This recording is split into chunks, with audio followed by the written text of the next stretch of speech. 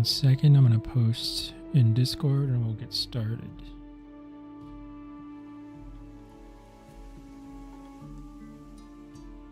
Space Dragon, how are you?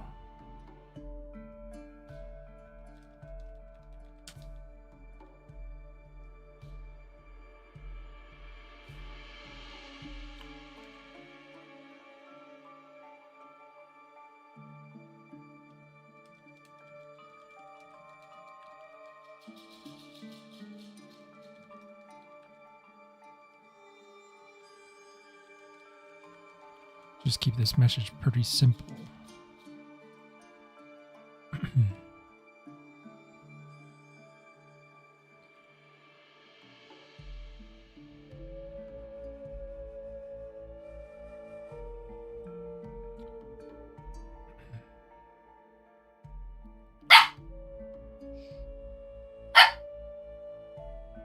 Okay. All right.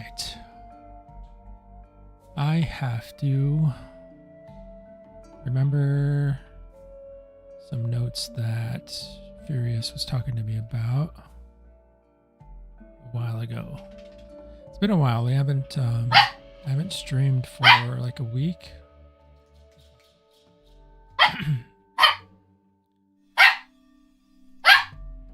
Sorry, my little doggy wants my attention.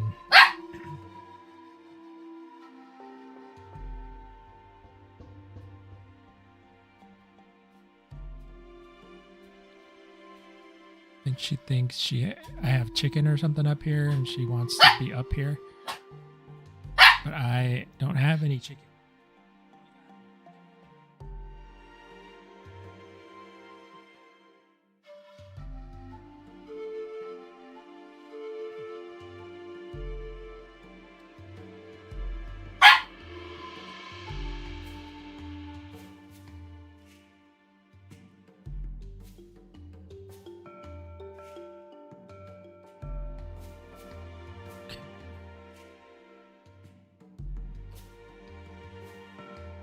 I'm just looking for the notes that Furious gave me about the little vignettes that I'm doing over here.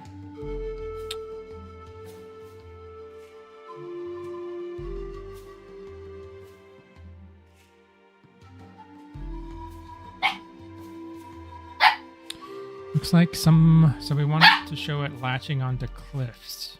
So I'll probably do something like that. That would be fairly simple.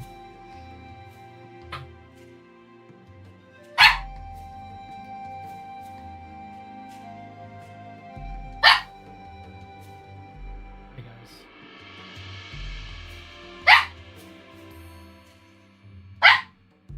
Pizza Hands, how's it going? Jake Phillips, how are you?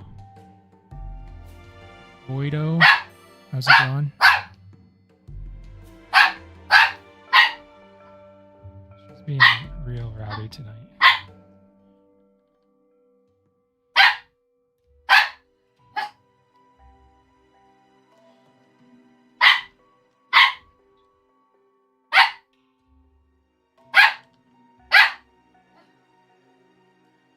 Okay, so we're gonna finish up some of these sketches. Probably a couple more. And then I think I need to do a female version just to kind of I don't know if I need to do it because we kind of handle that in growth. And I don't want to get into the whole growth series for the Tropeo right now. I don't know. Think about it.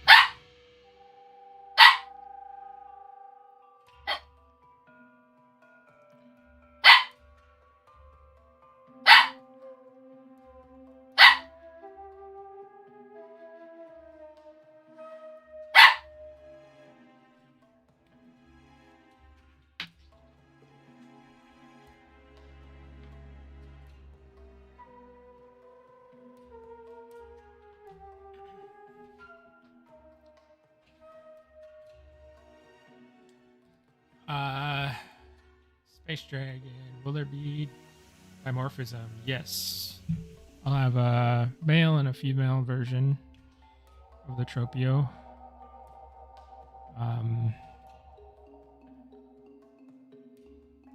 Yeah, it's not going to be extremely different.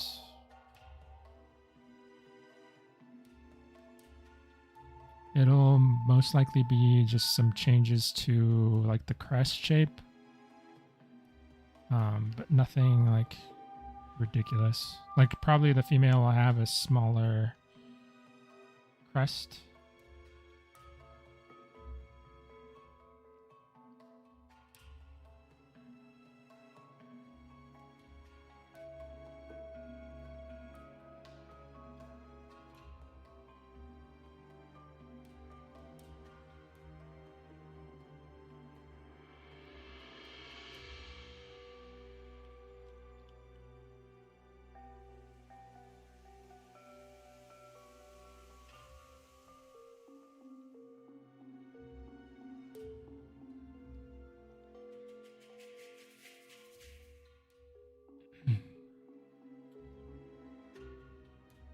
Hey Rumble, how's it going?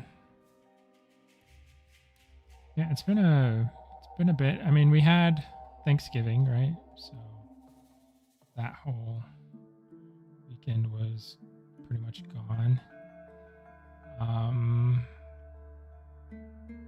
What else is going on?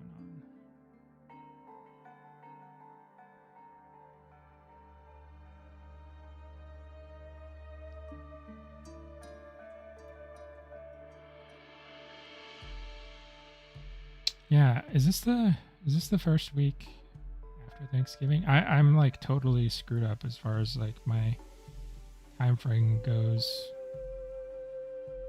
But yeah, been gone for a while. I'm actually gonna be. I'm sorry to tell you guys, but I'm gonna be gone this Saturday too.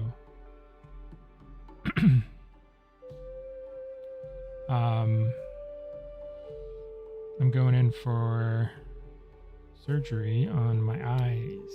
I'm getting LASIK. So Friday, Saturday will be like recovery. Basically the whole weekend. Friday, Saturday, Sunday. And then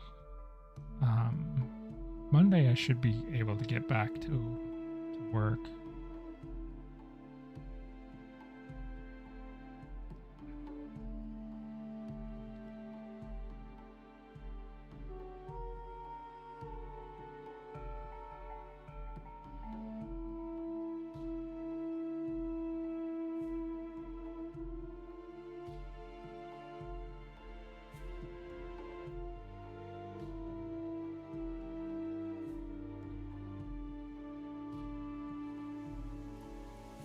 Arc. Sunrise comes in 3 hours and I'm dead in here. Oh no.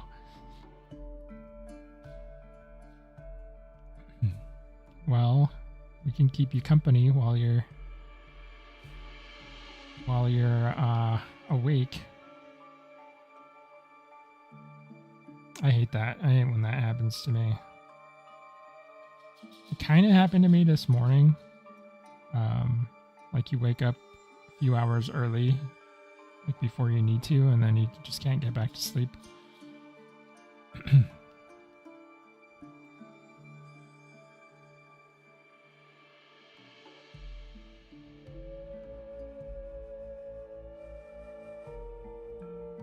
you press Shift plus Tab, you will increase your canvas. What do you mean? Press Shift plus Tab. I don't think so.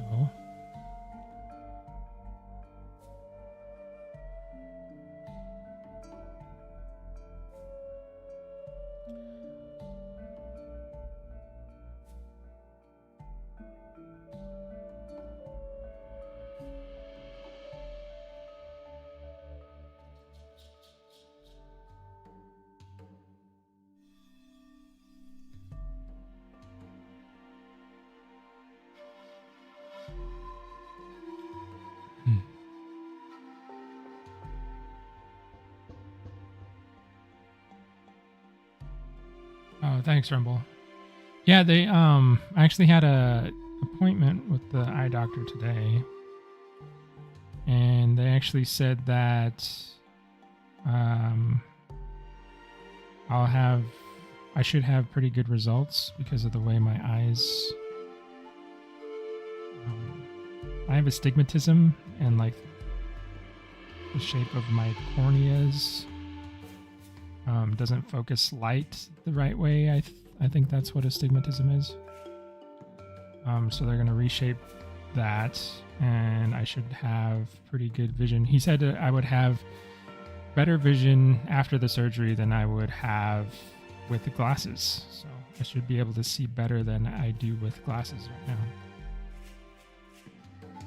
which is pretty exciting. I've worn glasses for so long. I think I got my first pair of glasses when I was in first grade. I've used contact lenses too, but I never really. I think they're just too much work.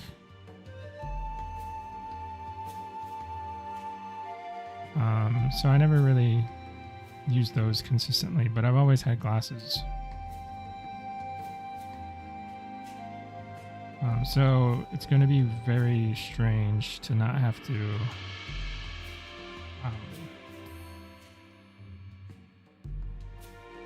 put on glasses to do stuff.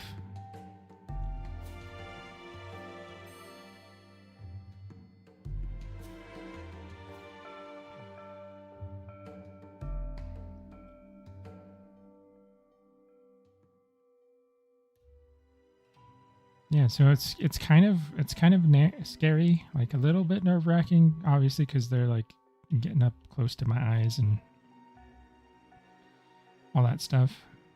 But I'm excited for what happens afterwards, you know.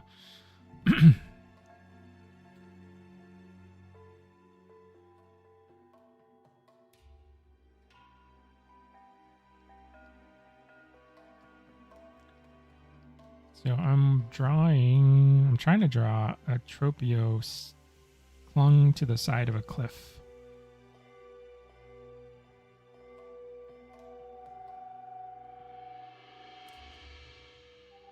He looks like he's standing in midair right now, but I'll draw the cliff side here in a second.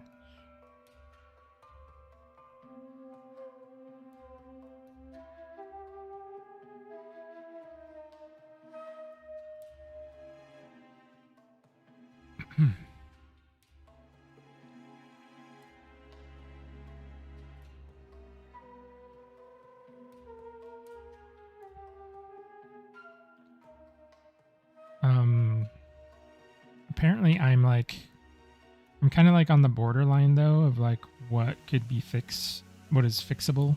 So I'm kind of lucky that I actually have I'm able to get the surgery.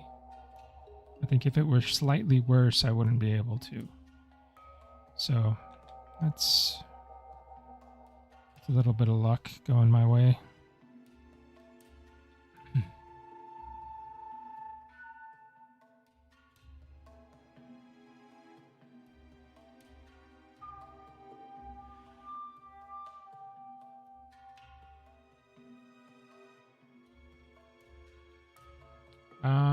How will night vision work in the water? You know, that's a good question. I'm not really sure. I wonder if Islander answered that question during his live stream over the weekend.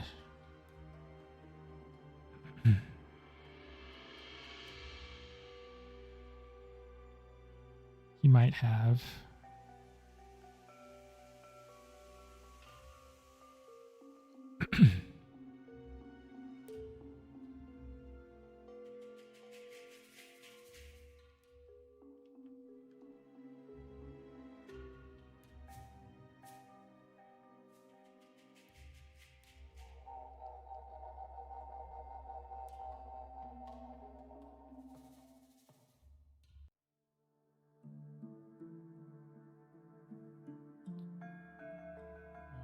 Arthur Ixie. My friends and I have been following your game and are actually plan on buying patrons this week. Okay. So you're thinking about getting supporting us on Patreon? That's awesome. Everything that you guys are doing is amazing, and I can't wait to try the game out. Cool. Yeah, thanks so much. I mean, we appreciate the support on Patreon for sure.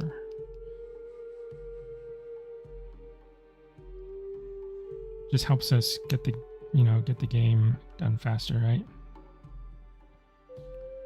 So, I mean, I'm excited to play as well. I'll be right there along with you guys.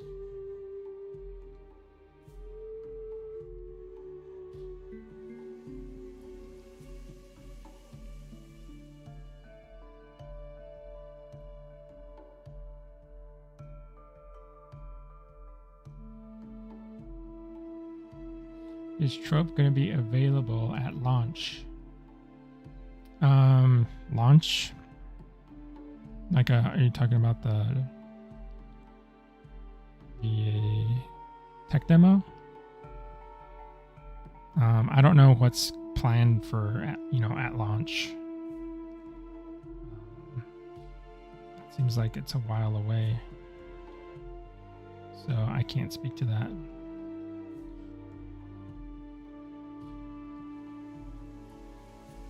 The Tropea will not be available for the tech demo. It's only going to be the EO Carcharia and the Orano.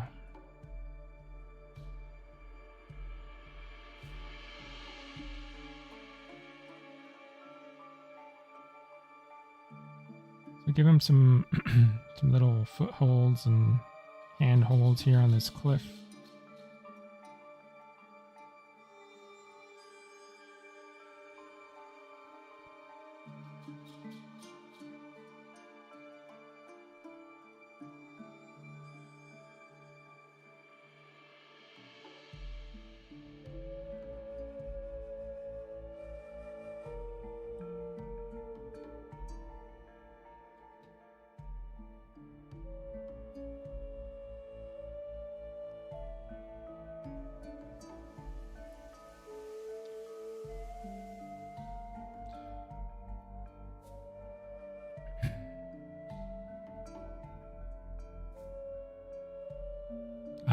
Xbox, Kyle.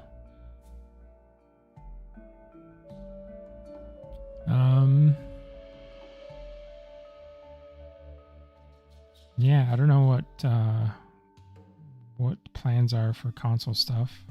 Maybe in the future you'd be able to play on console. I don't know.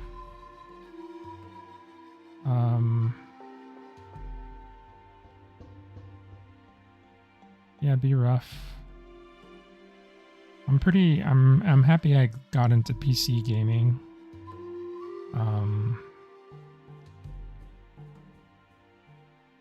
I was only a console gamer for a long time there.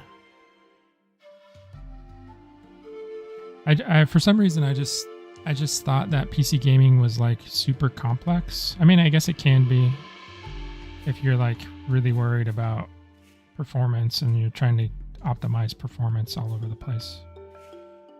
You can get really worried about your machine.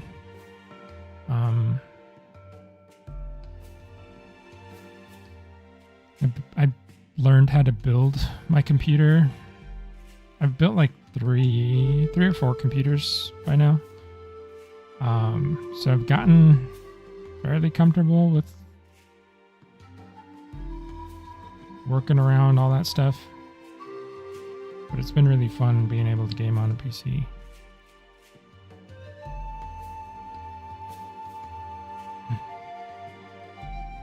Understandable that it's kind of a pain sometimes though.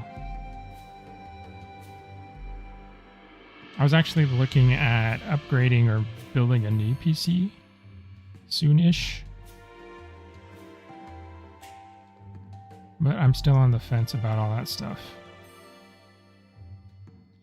I'm not sure if I would get as much performance like a big performance boost if I actually upgrade it or not.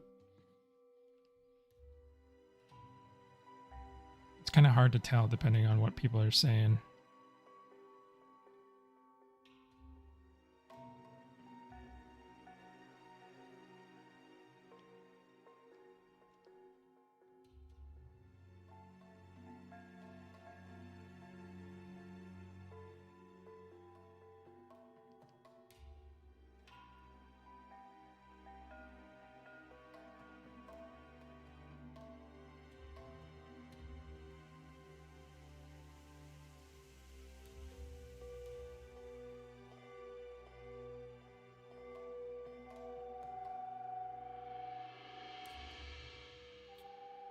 Pizza. I asked Islander for his last stream, but which dinosaur are you most excited to play whenever it's fully implemented? Like in the whole roster.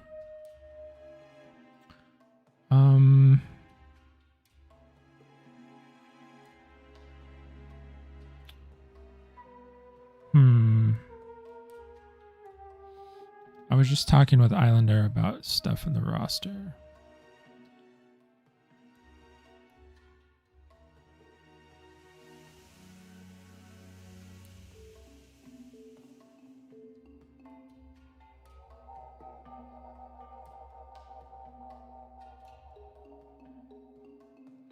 I always forget the names. I mean, Irritator's going to be really fun.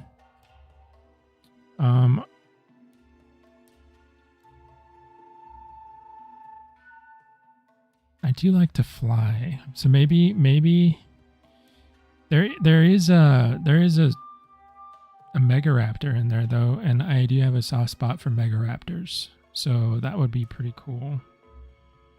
I think that would be it. Trying to like maybe forming like a pack.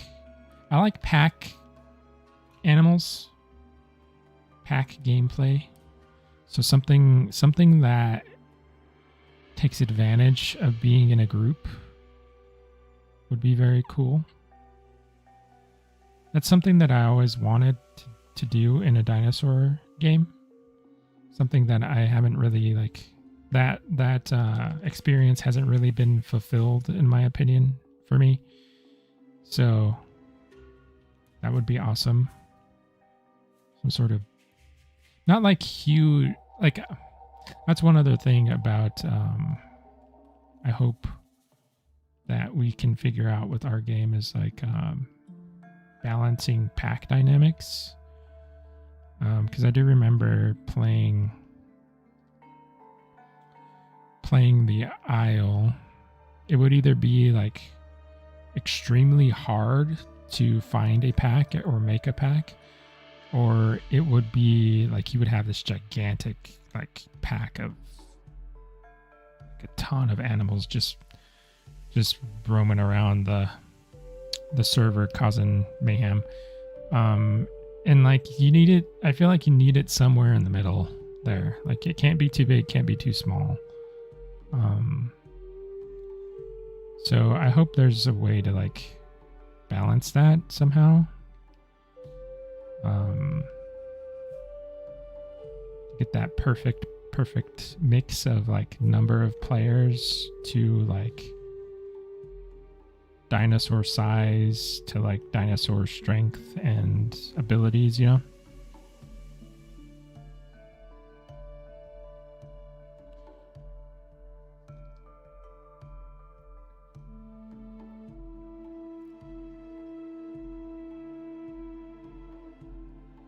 I mean, being part of a big herd would be fun too. Doesn't have to be a predator.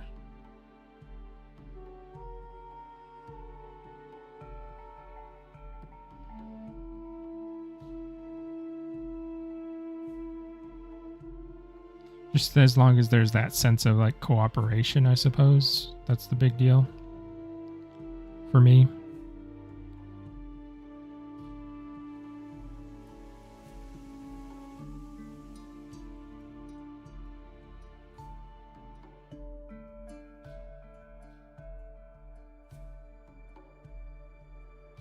one dino game to rule them all.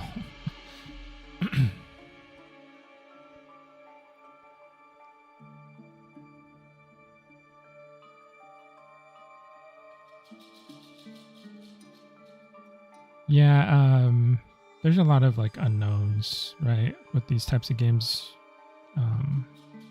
You can kind of theory craft a lot and like try to predict how people are going to act in the game, but you really don't know unless it's tested. So, I mean, I'm looking forward to actually just playing and seeing how it goes.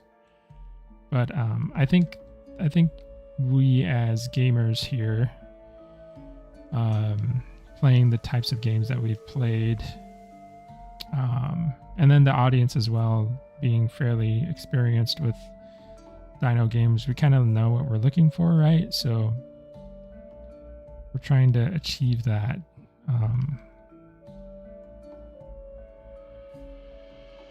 But it still can be pretty hard.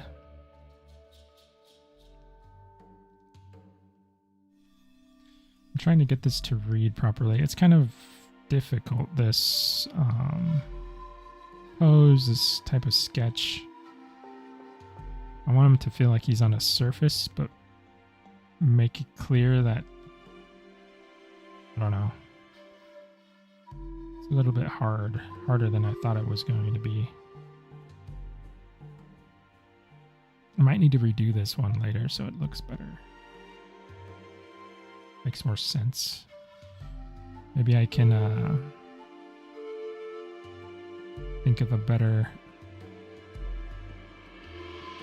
composition later.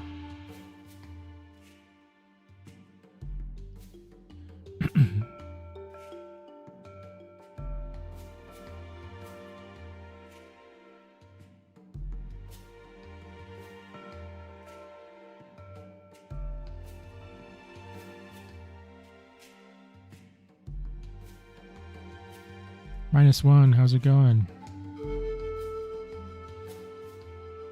How are you doing?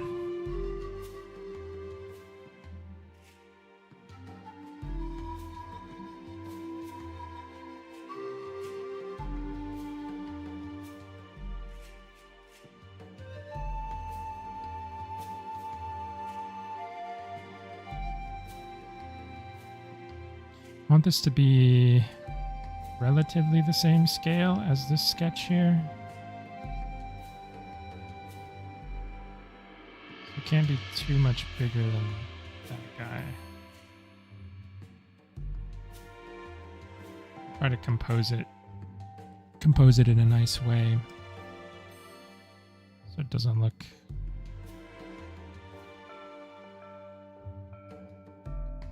unbalanced.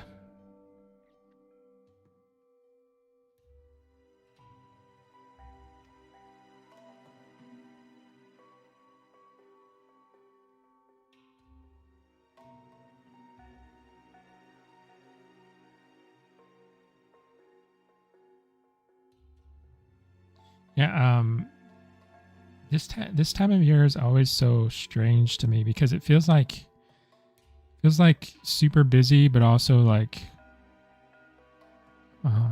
definitely like winding down. Like I am super ready for the holiday break. Just some time to relax a bit. Try and get the year reset, you know. It's very hard to do stuff around this time too, because everybody's like planning for time off and like lots of people are out or yeah, it's just kind of chaotic. It can be.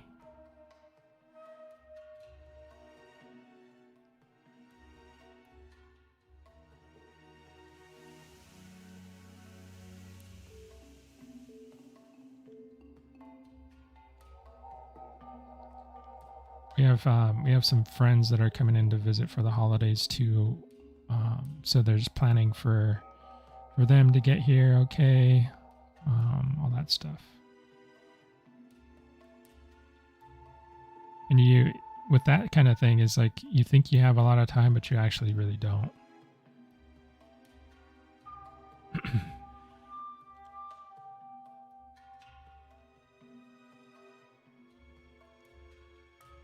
It's crazy. Like when I was a little kid, Christmas, like the countdown to Christmas always used to feel so long. Like it felt so, it was like an infinity to wait, you know? But now it just comes and goes.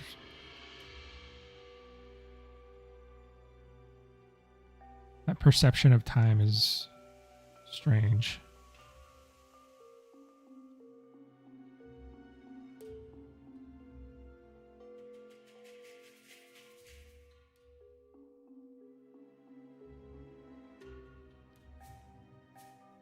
Get this cliff face rendered in just a little bit, just enough so that it looks like a cliff.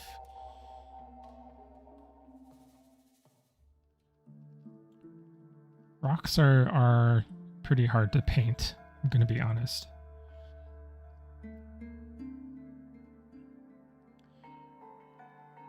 Rocks and clouds.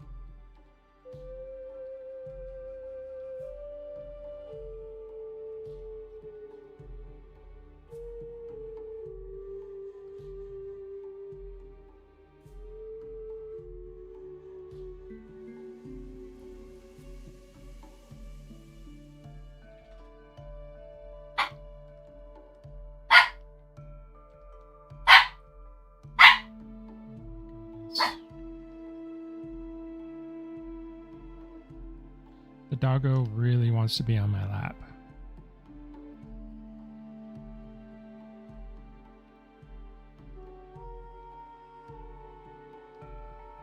There's like not enough space between my desk to like let her sit there though. So I have to lean back, or it's not really comfortable to paint that way. So I don't think she can be on my lap.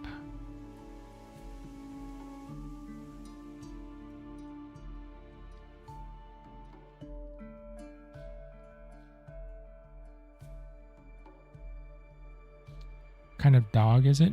She's a little she's a Chihuahua.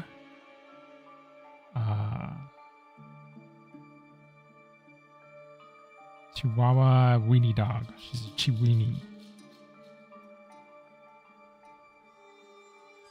Kind of spaced there for a second. She's very like she has the face and head shape of a Chihuahua, but she has the body of a weenie dog basically. She's very long and like low to the ground, but she has the big ears and that stand up.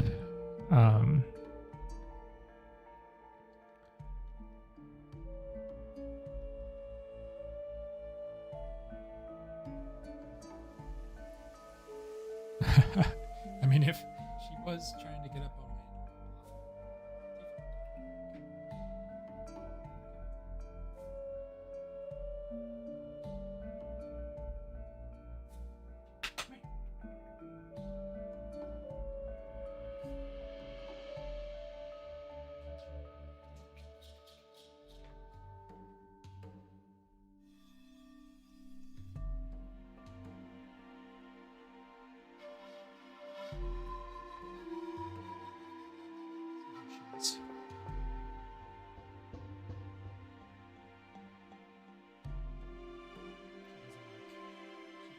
air jail. I normally pick her up when she's not behaving. She also doesn't like she just doesn't like limitations, this little dog. She always wants to be on the ground doing something. before I picked her up, she was chewing on something. What it was. Probably like a piece of fuzz or something on the ground.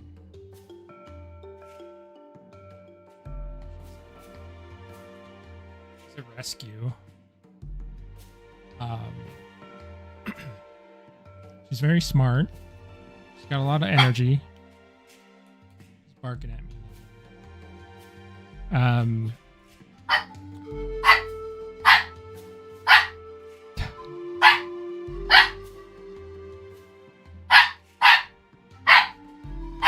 She's about 1.5 years old now. Hard to say because she's a rescue, so we don't know exactly what her birthday is. But they estimate she's around 1.5.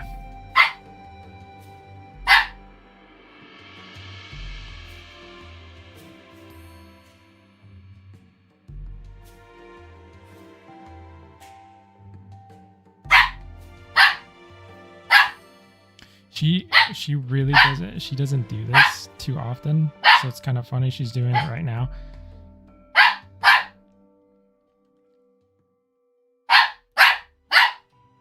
She's like legitimately yelling at me.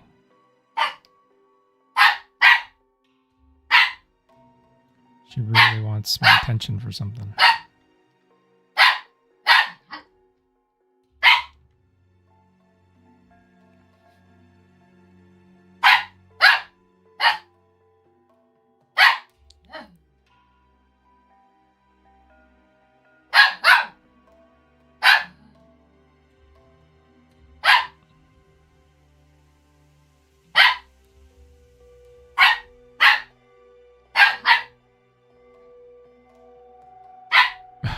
Exactly.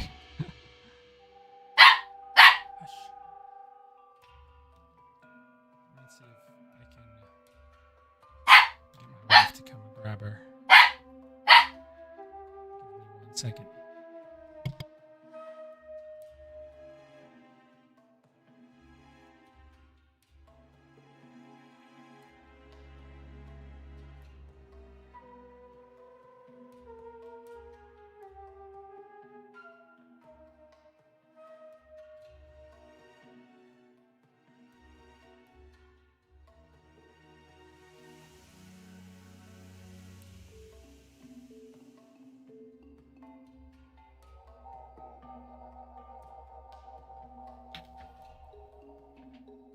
Alrighty, sorry about that.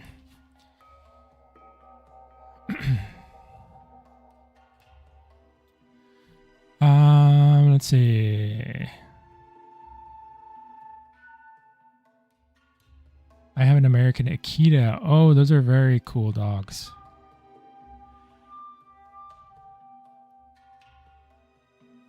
Oh, that's really cool. Akitas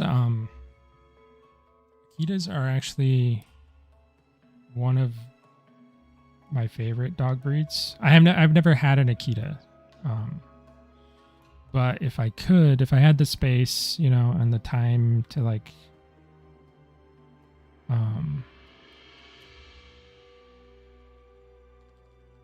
because they're working dogs, right? Do they have like very high demands as far as like exercise and stuff like that?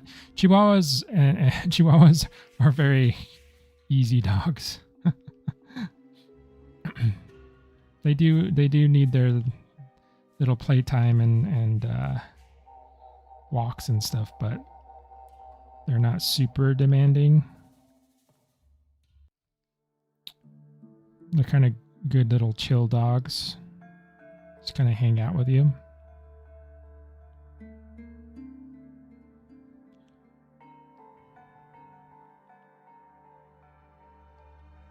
But Akitas and Shiba Inus are some of my favorite dog breeds. Just the way, the way they appear. I think they look really fun. They have cool personalities.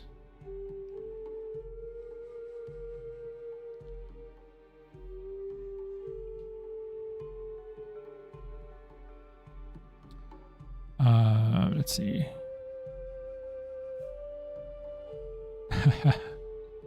Exactly, Spartan.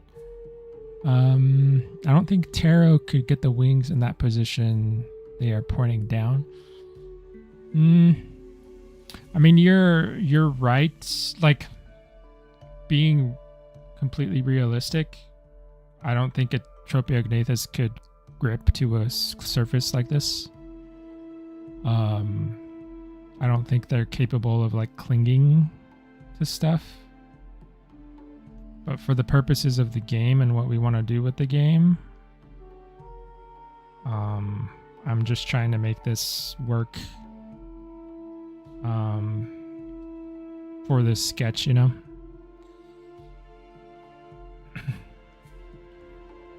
It's not going to be like 100% paleo accuracy as far as like behaviors and abilities go. There is that element of like a little bit of fantasy here, you know.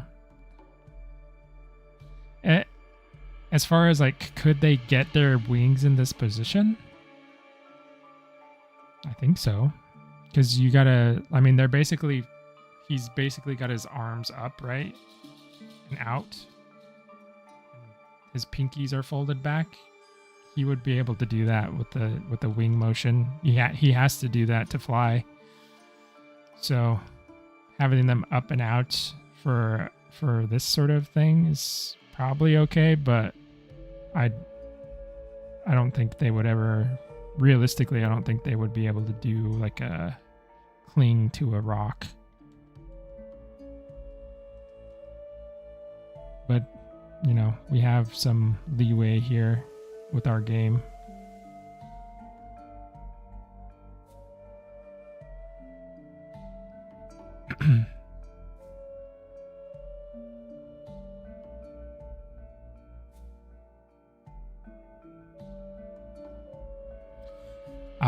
Pizza, yeah, that makes sense. I mean, Chihuahuas are the same. Like they get very attached to one person. That's their person. And they can be, if you don't socialize them well, that's why they get that bad rap of like being little yipper dogs, you know, little ankle biter dogs. If you don't socialize them well, they will get like very protective. And the thing about Chihuahuas is they don't understand how small they are. Like they don't care. Like they'll totally fight a huge dog.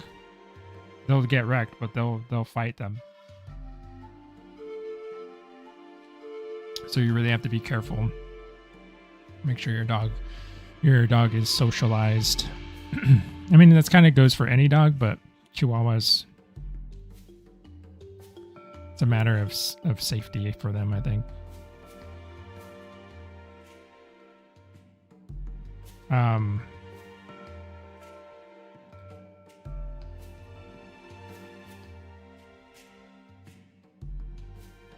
Bilbo Baggins, keep up the good work. Thank you.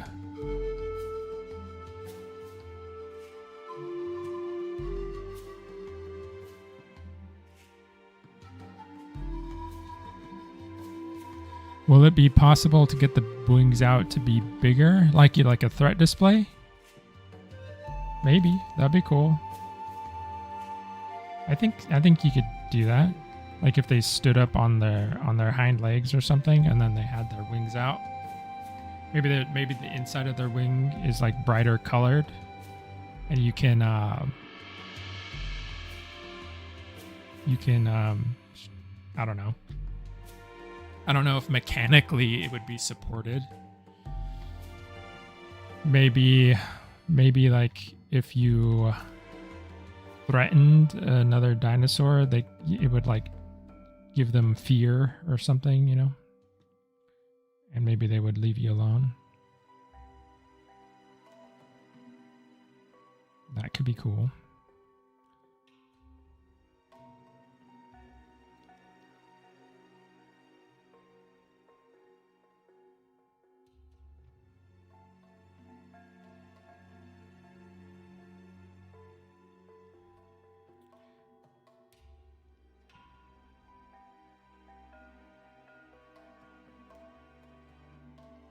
Yeah, that could work too. Just a display on the inner part of the wings.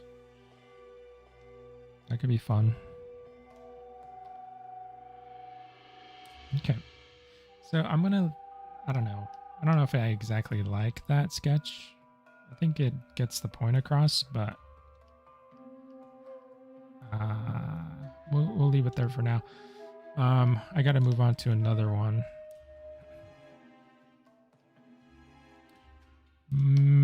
What is this next one going to be about? Gotta look at my notes again.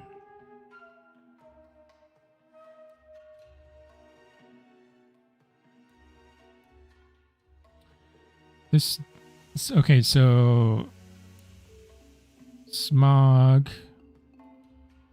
Furious was talking about the flesh tear abilities for the Tropeo because of its teeth. So trying to depict something where I could show it kind of ripping into another dino or something, maybe.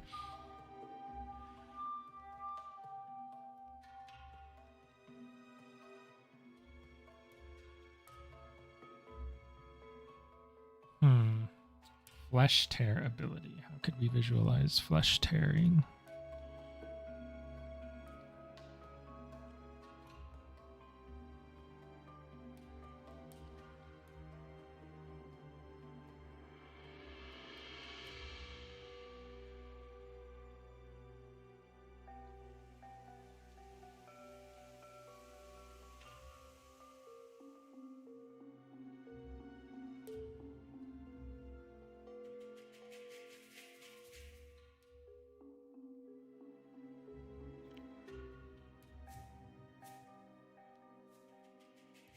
Kivashtra, how's it going? Waiting to get out of work. How are you? Love this so far. Thanks. I'm doing well.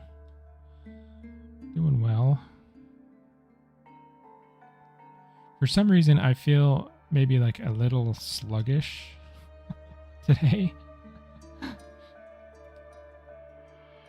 Maybe I'm a little tired. I'm not sure. It has been kind of a long day.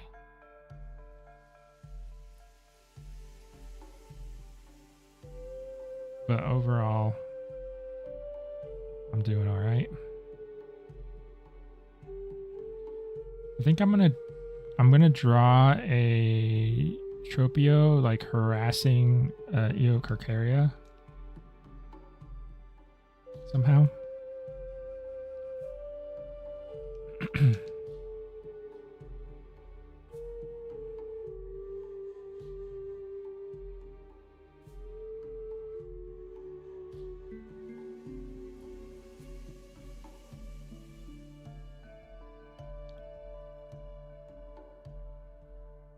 Yeah, it just like my brain feels like it's in slow mode. Taking me a little bit extra time to process things.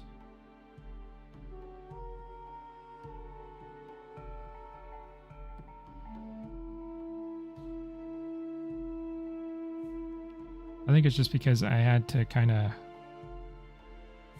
think about a lot of stuff today.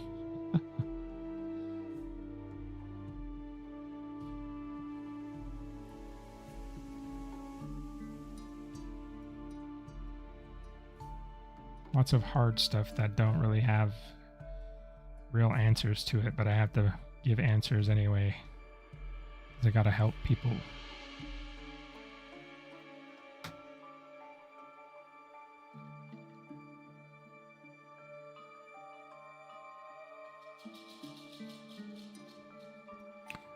Cody, this is Clip Studio Paint. It's like Photoshop, but it's cheaper. You don't have to pay a monthly subscription for it. It's got nicer brushes, in my opinion. What else? I mean, it does most. If you're a painter, it does everything you need. So, I'm pretty happy with it.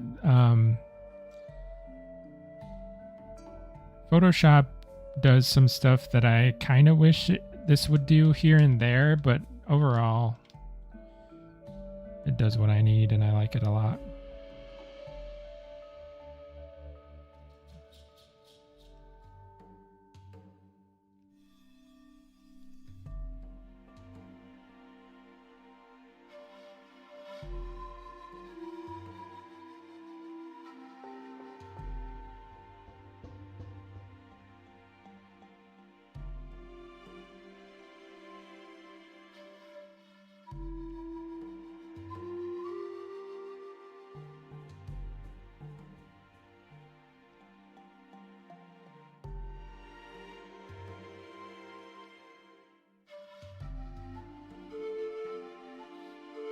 Lately, I've also been trying to use Krita, and Krita's been actually pretty fun. I like it so far. It's also got some really nice brushes.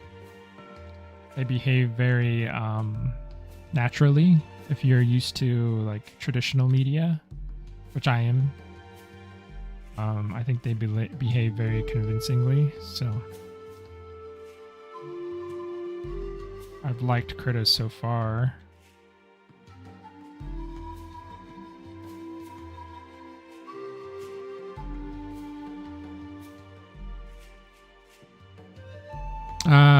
Kivarsha, do you have a drawing of a baby Tropeo yet? No, not yet. I haven't done anything for growth.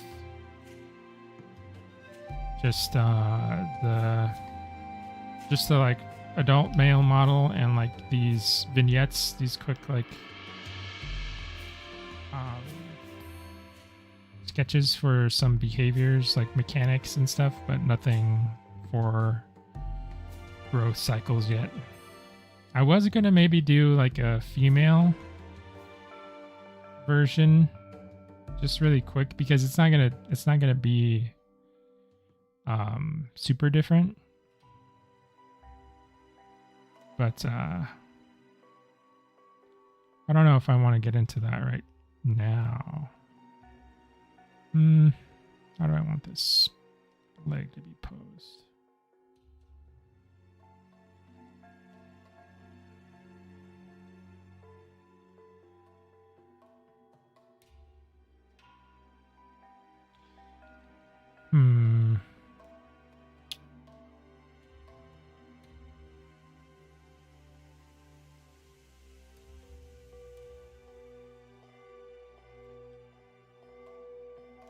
Theropods from this angle are hard.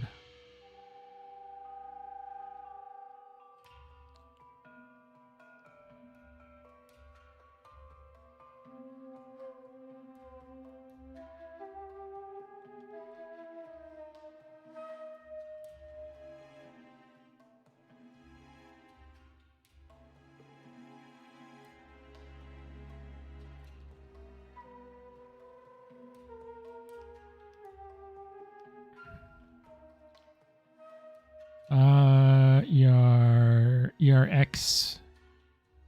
You were drawing these before they make it to the game, so someone can work on the model. No, I'll be working on the model as well. I'll be taking it through the whole system.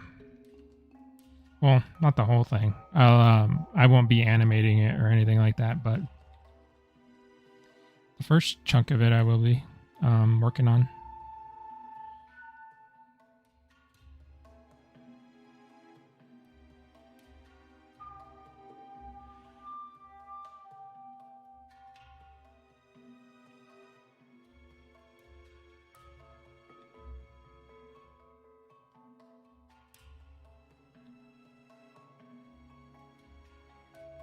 So this guy is like, maybe he's running away, but we have,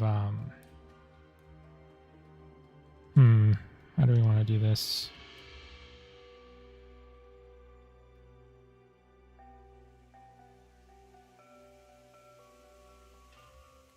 How much pain do I put this Eocarcharia in?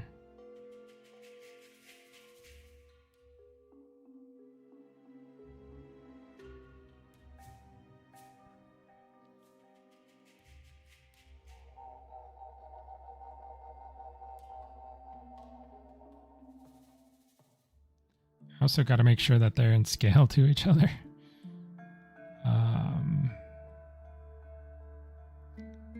How big is an Eocarcharia?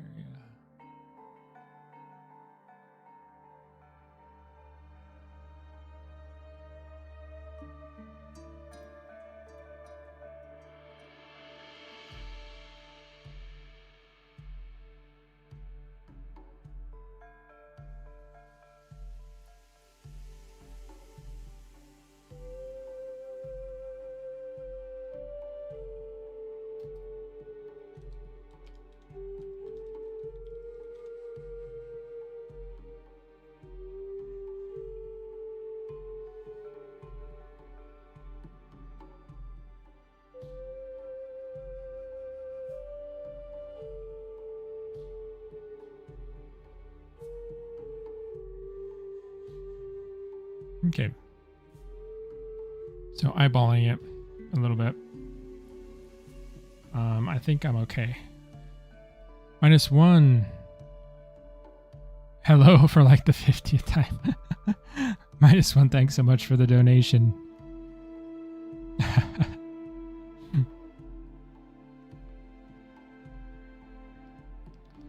Really appreciate it. Yeah, -1 has been. I don't know if I saw you like the first stream that I started, right? I don't know. I know you've been here for a long time, and that's what counts.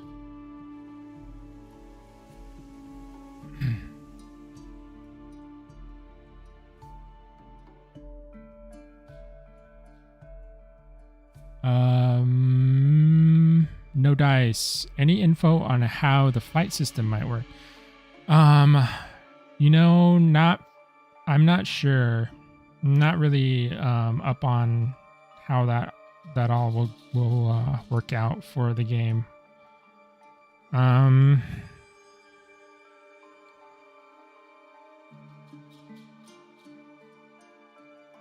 Yeah, that would be more a question for Furious or Islander himself.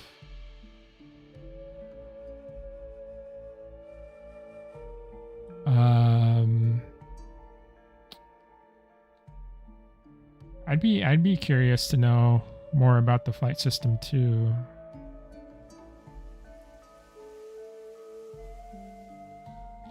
I almost feel like we need to have like a, like a breakdown per species, like what they're capable of doing and what they can't do.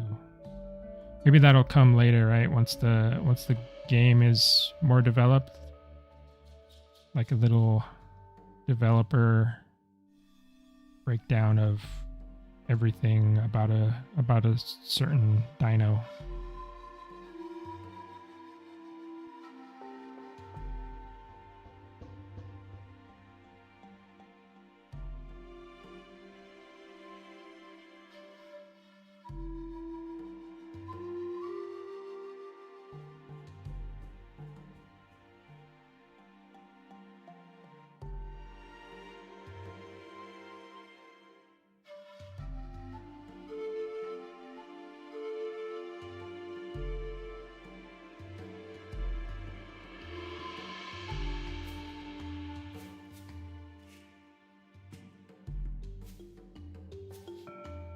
I'm not going to have enough room for this sketch. I can already tell. The wingspan is going to be too huge.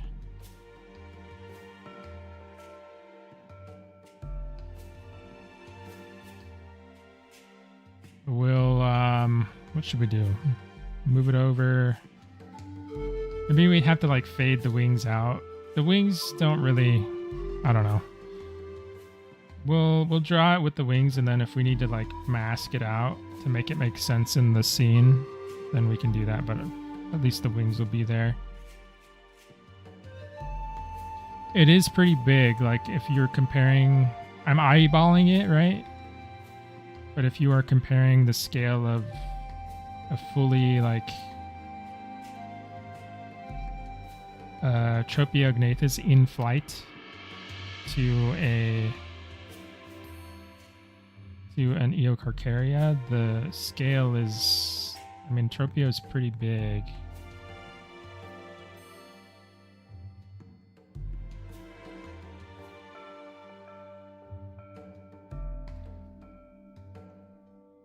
Maybe slightly smaller, but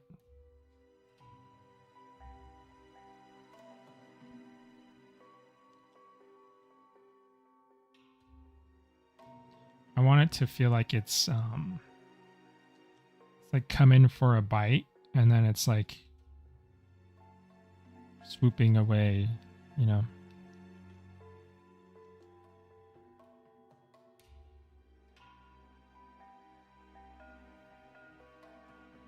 Delta, been lurking for the last few streams. No worries, yeah. I appreciate you being here. Even if you don't comment or anything, it's totally cool.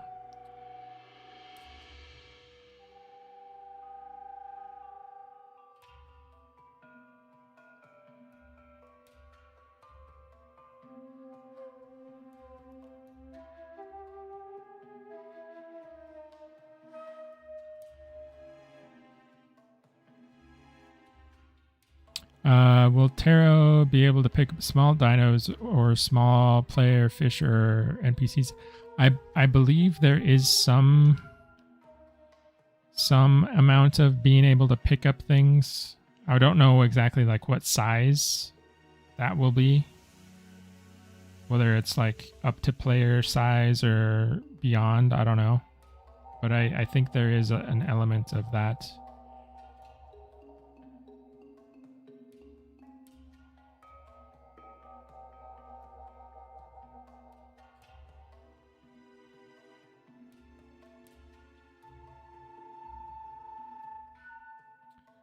Bilbo, I like the passion with which the team treats the game. I hope it will be successful.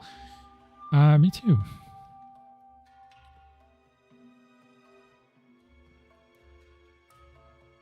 I think it's a really good team. I've had a lot of fun working with everyone on Echoes of Extinction.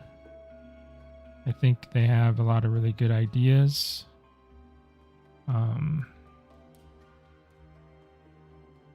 Yeah, I'm excited to see how the stress test goes, how the tech demo goes.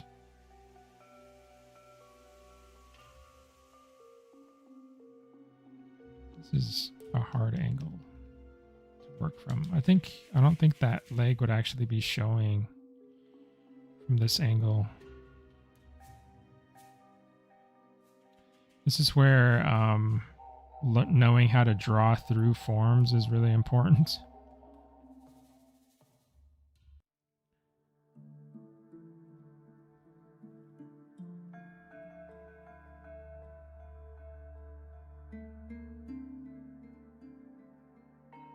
Actually, give me 1 second.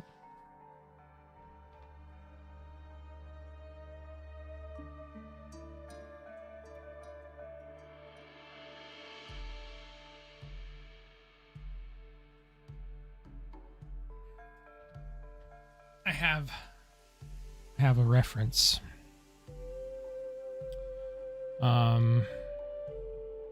Not exactly the same species, but it's a reference I can use to get the wing angle right.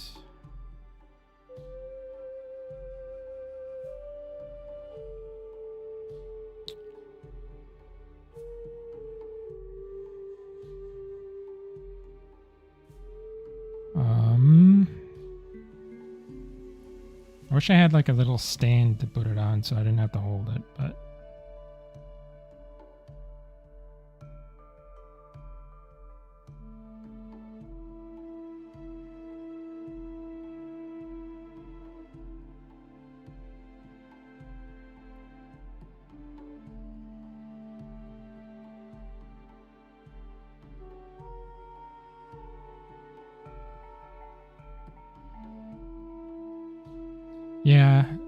I think I was right. From this angle, the that back leg doesn't really show. Maybe it does slide very, very slightly. There. This would be... Okay. Take a picture and put it side by side. I could, yeah. But I don't really need it for that long, you know. And get my the picture off of my phone. I'm being a little lazy. I think I got the information I need. If it were like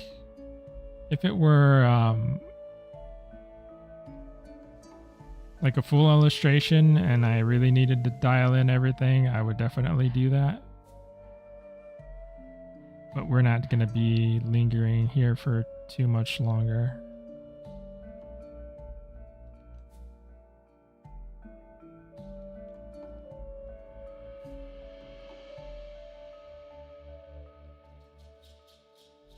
I think I got what I was looking for.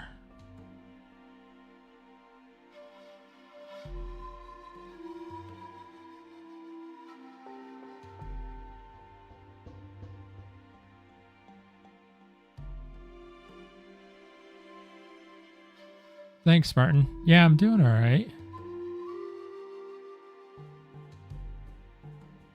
Miss Kezarkai, hi, how are you?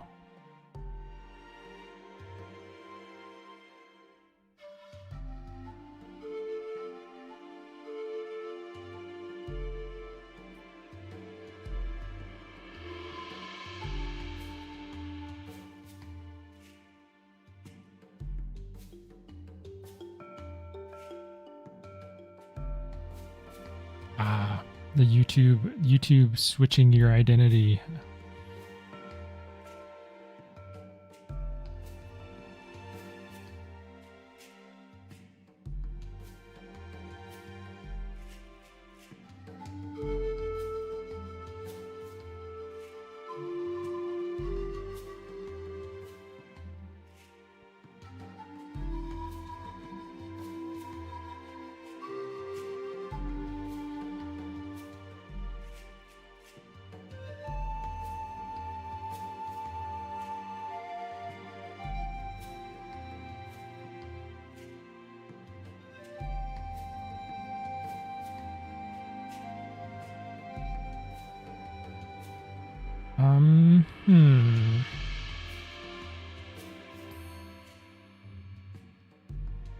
I'm kind of going through this much faster than I thought I was going. So there's potential. I'm not gonna overpromise, but there's potential that we might get into some modeling this evening. Because this is not gonna take, it's not gonna take me an hour to finish this sketch. So we gotta have something else to do, you know.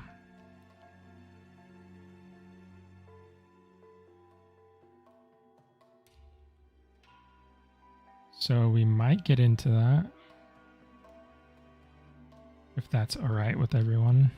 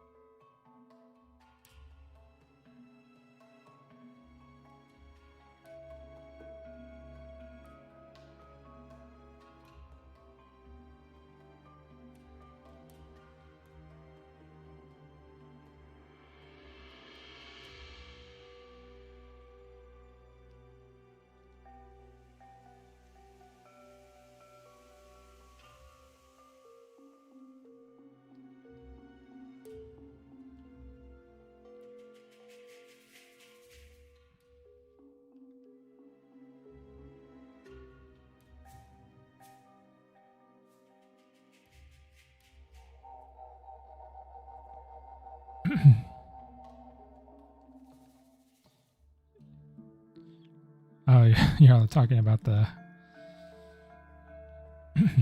your tags online.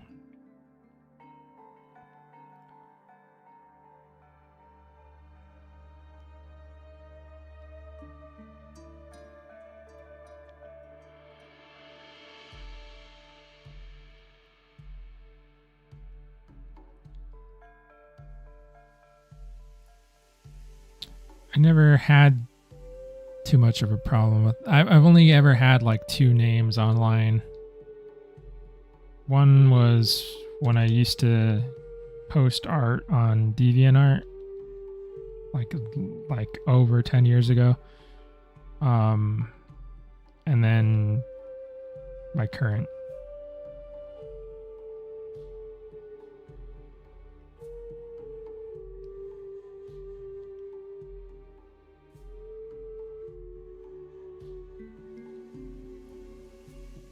So I guess I don't really have to worry about my name switching up too often.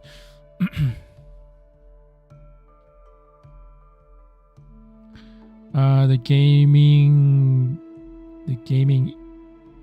Eveter. Will the roster be big?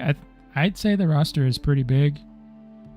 If you look at the list, I think there's quite a few dinos in there. -1, I'm playing Warhammer 40k Space Marine 2. I think I played that.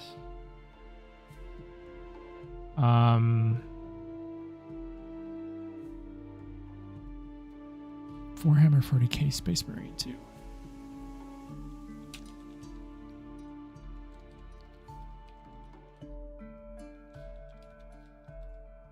Yeah, definitely played this. Played this with a bunch of friends. I really like this game. Tyranids, fighting the Tyranids is really fun. I did have a Warhammer army for a while. I never ended up playing. I just had the models because I thought they were cool. It was a Tyranid army. But yeah, that game was awesome.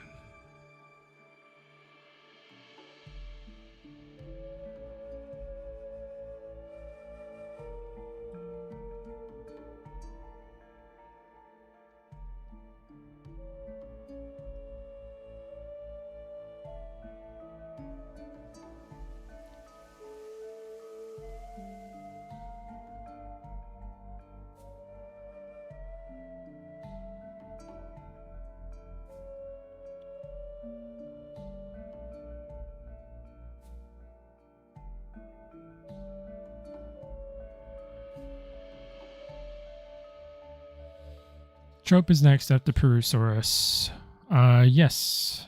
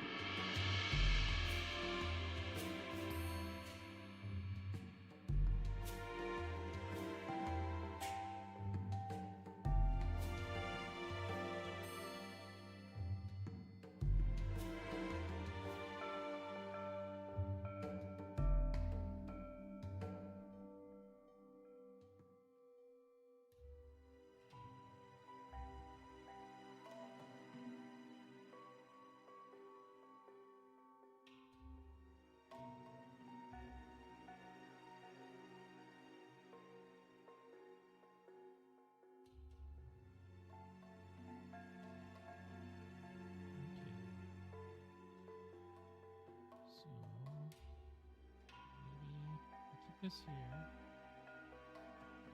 This guy. This guy.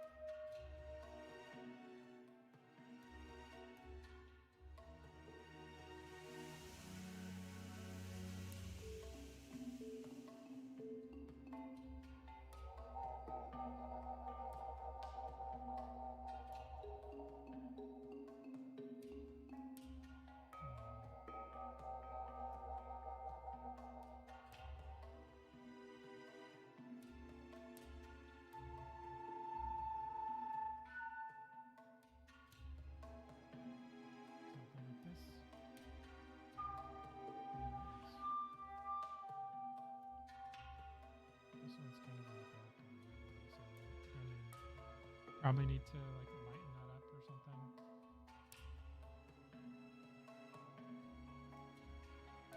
like this, maybe.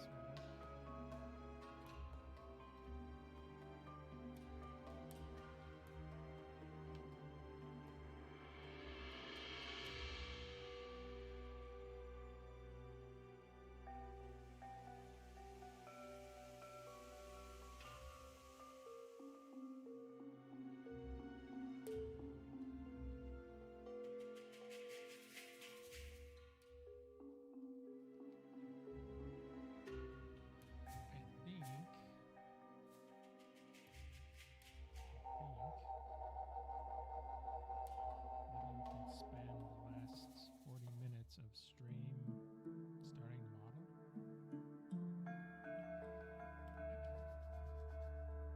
Just gotta save this out.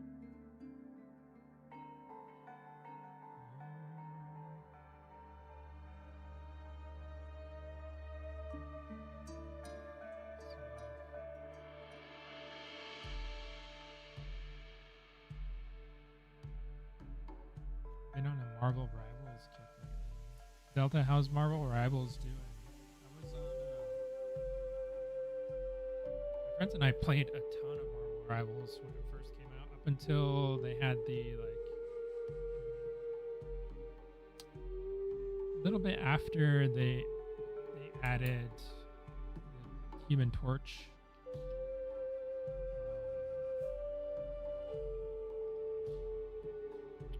Yeah, I think that's about where we stopped for some reason.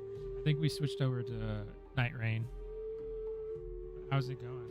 Making stuff in there? I think I saw they added quite a few characters since I've been out. So it might be time to jump back in and see what's new.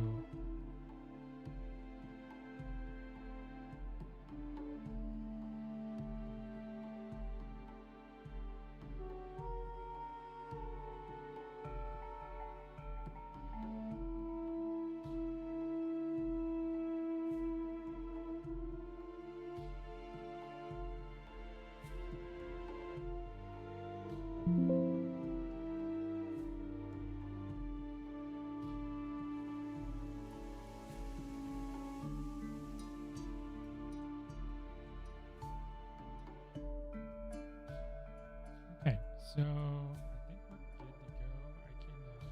I think we're good to go. I can pop open Blender and just get started on the model.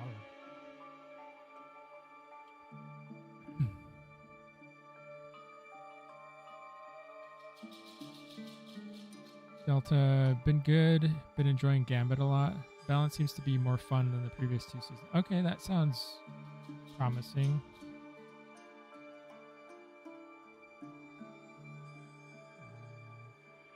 Need to get a cube in here. So this is going to be, this is 2 meters tall. That's my human scale. I'll get a real guy in here later.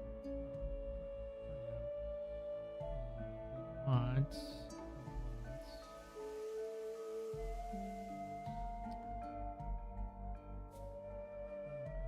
image.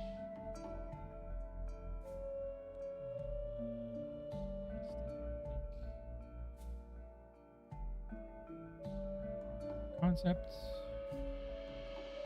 Okay, so how do I want to do this?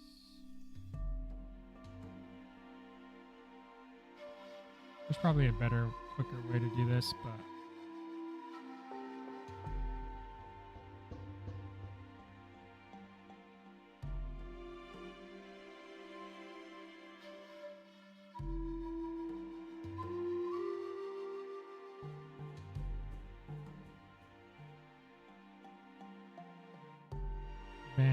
Vanman Art, how's it going?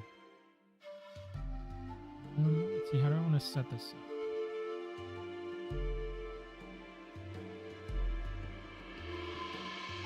Spartan, have a good night. See ya.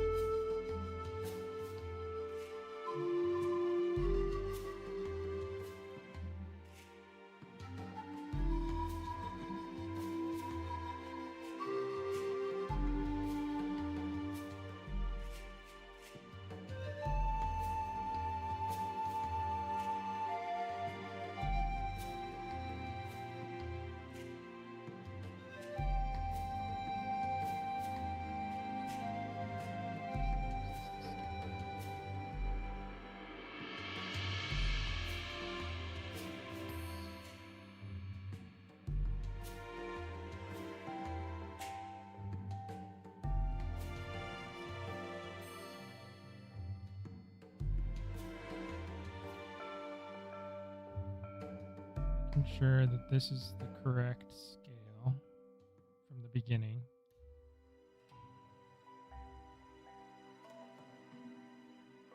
Actually, I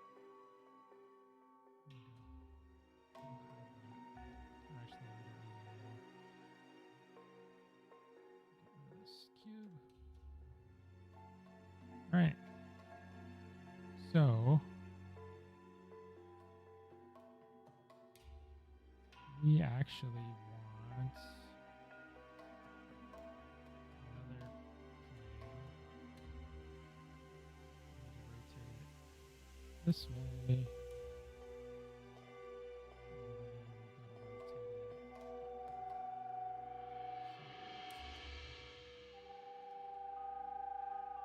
That way we get a top view in line with what we're doing here. So when we start modeling, we have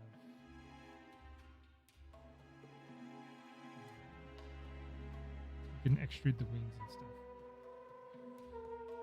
Okay, so that's all my reference stuff. So I'm gonna add a cube, edit mode, and just start boxing this guy in, locking him out, I should say. Pizza. I'm actually excited to see a 3D model because I'm teaching myself Blender. Oh, cool. Yeah, Blender's an awesome program to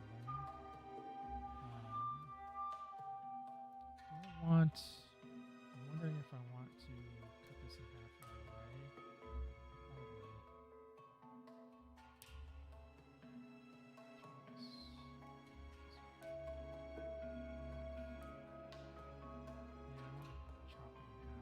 away I'm gonna do it anyway.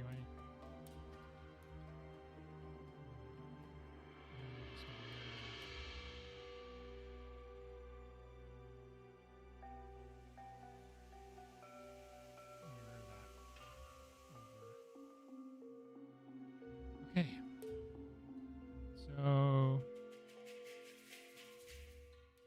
this is going to be pretty much the exact same method. Actually, I don't know if you guys... I'm forgetting exactly what method I used when I was doing the Puru. I don't think I did this box modeling method. I think I started something different. I was using ZBrush, I think. So it's not quite the same.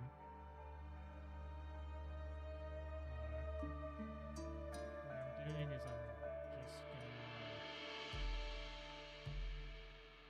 Everything starts from a box. I try and keep it as simple as possible for as long as possible. That way I can optimize the mesh.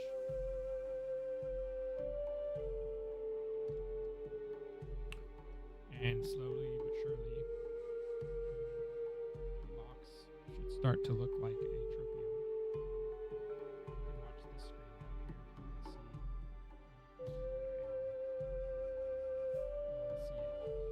Kind of evolve. There may be a little bit of trial and error as I think about how I do this stuff. But for the most part, it's fairly straightforward.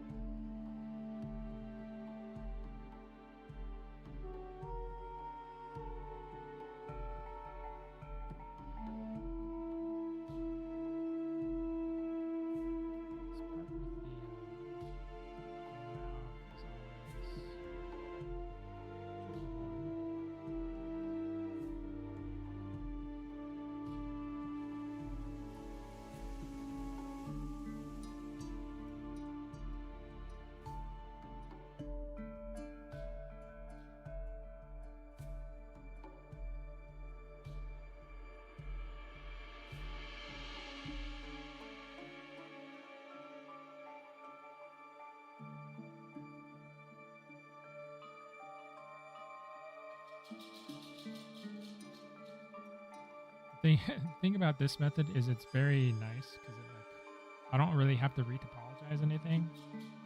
Retopology is something that I don't really like doing.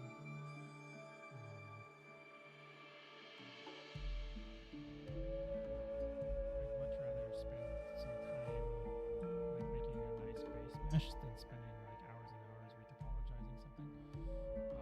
So I like it for that reason, but sometimes with this method, I just find better ways or I think of better ways to do something, and then it makes me want to undo everything and restart from scratch. I think this should be fine. You can always redirect some edges later, I suppose.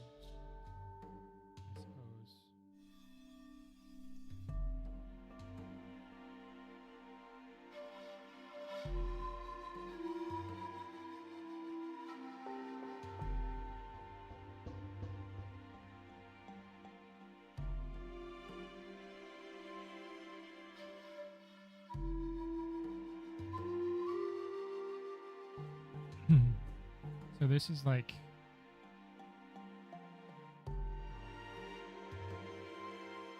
is the PS1 area. Tropeognathus that you're seeing slowly. Resolution. Evolution of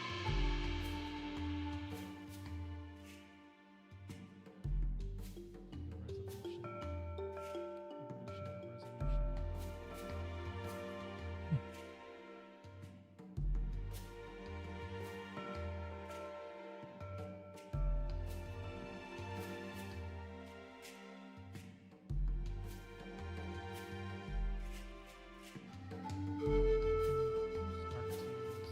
can.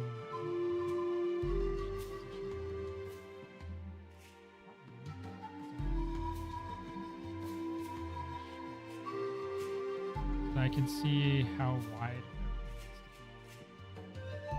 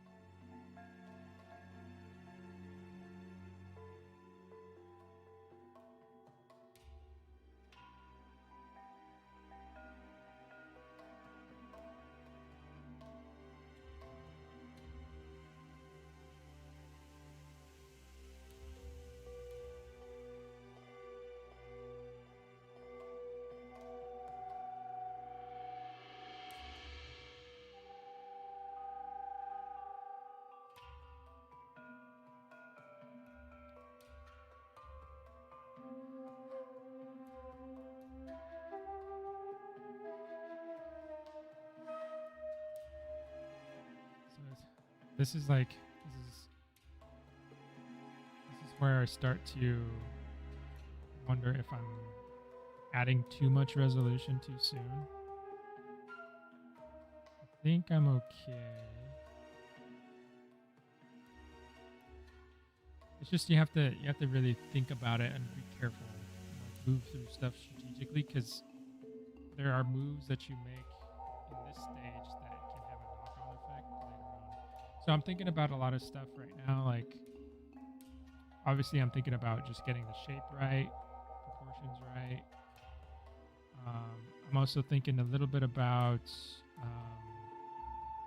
density of like how the mesh is gonna, where I need detail and where I don't, and then a little bit about edge flow.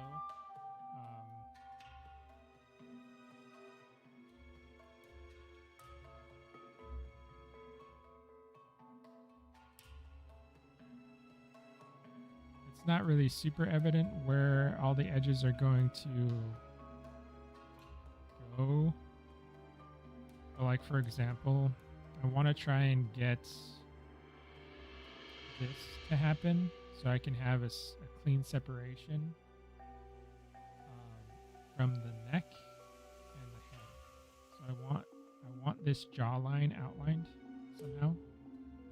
I can pop it in like this, right? Most of that works, but then we have a triangle here.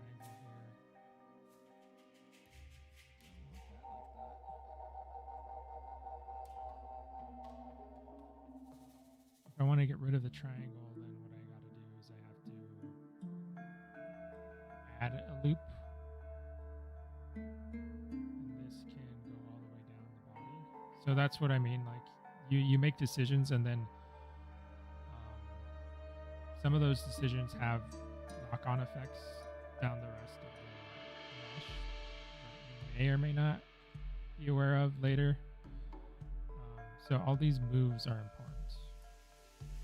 I really want that to be there. I have to also do this.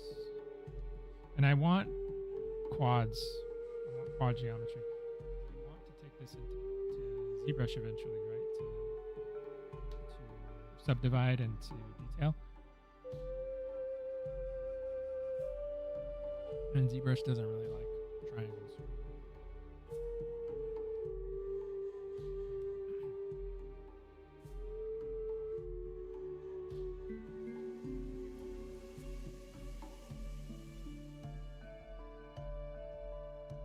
Pizza. This is a lot better first phase. Someone else recommended to me. They were saying to start with a ball and then use sculpting to start.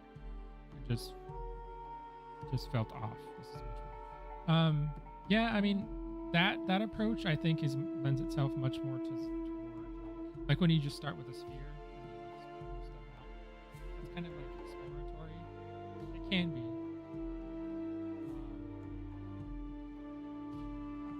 I like to use that when I don't know what my design is and I'm trying to figure it out.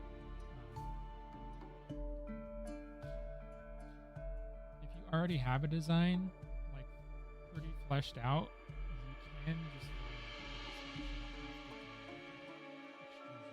stuff like that. But that's still a valid way. Like I wouldn't knock it entirely.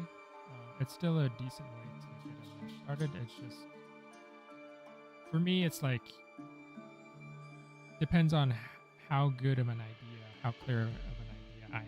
If it's a very clear idea and I can concept it out really quick, then I'll do a base mesh for it. If it's something where I'm still like exploring and I don't really know like exactly what I want to design, there's still some things that are up in the air. I might just like do a concept sculpt style. So it really depends for me at least.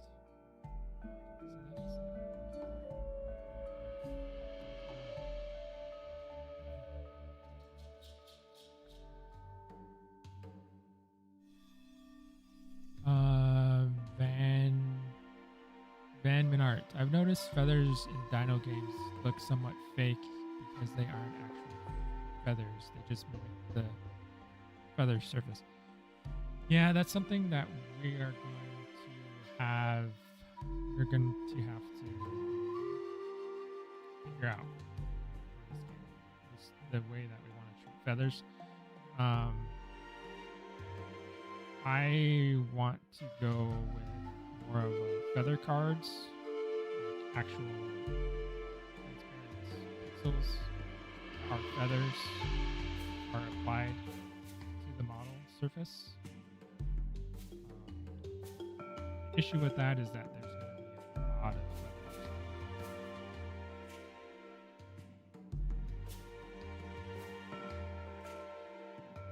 So, if you want that level of realism, which is fine.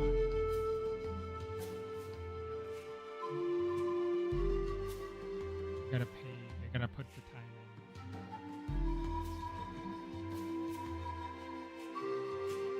We'll do our best to get it to look as good as possible.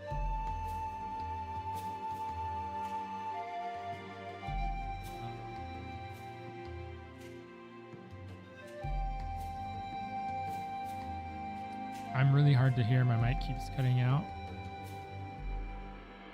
Maybe if I turn up the gain. I don't want to bust people's eardrums. Can you hear me better there? I'll try and get closer to the mic. I'm not really sure what I can do to fix that.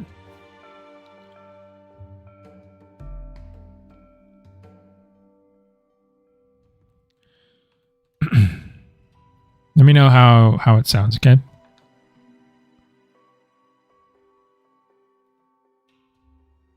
Okay, thank you. Thanks for letting me know. Yeah, sometimes the mic, like, I don't know. I don't touch my mic, but sometimes the levels get thrown out of whack for some reason.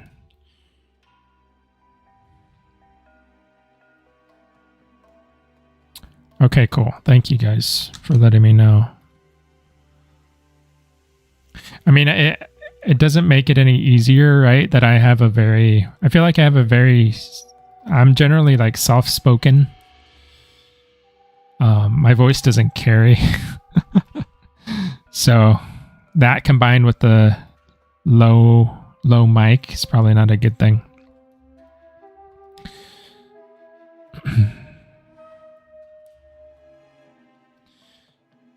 So this area here is what's eventually going to become the eye socket.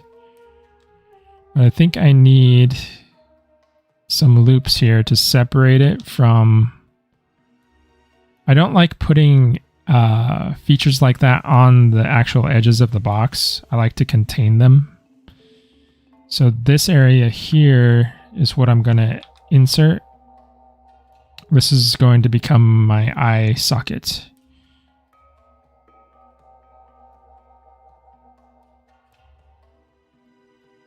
So I'm going to come in and I'm going to manually adjust all of this stuff here.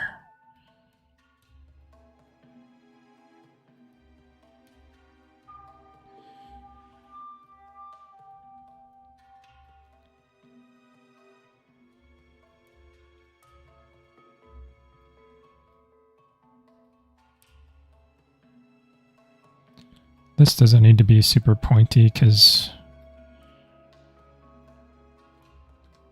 that's just the beak doesn't end in like a sharp point. It's more actually like a blunt little part.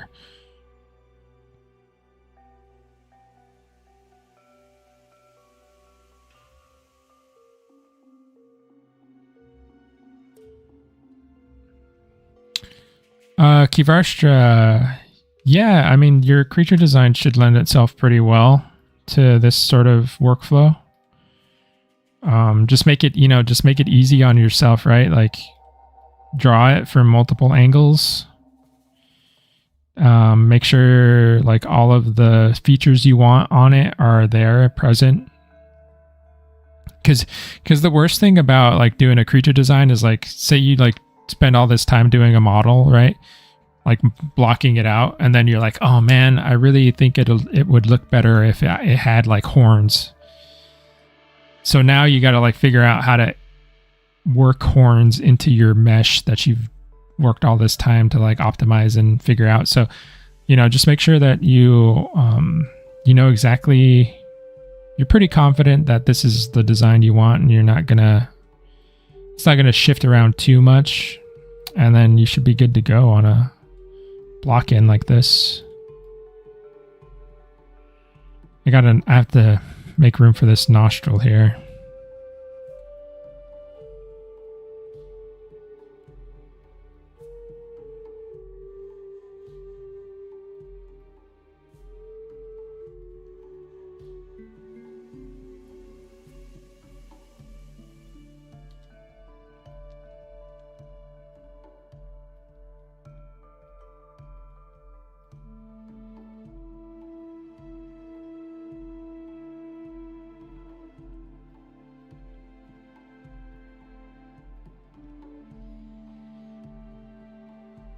I'm wondering if I could have done this. That's the one thing with this workflow is like, I'm wondering if I could have done this a better way. Because it's a little bit about order of operations.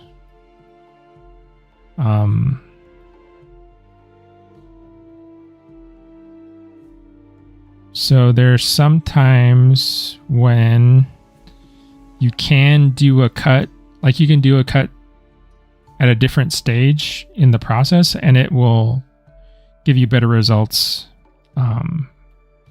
later on down the line.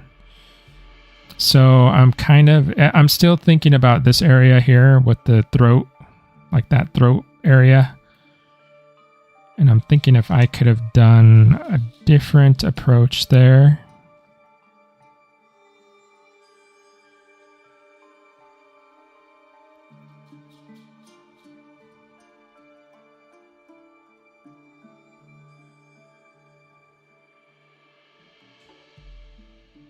Just running it through my head really quick.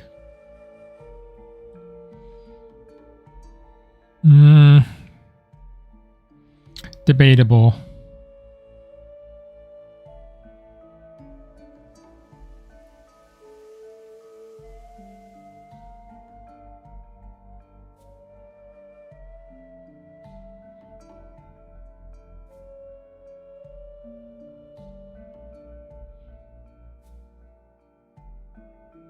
mean, the good thing about this is like you're not too far along to just be able to start over, you know? Like you could keep this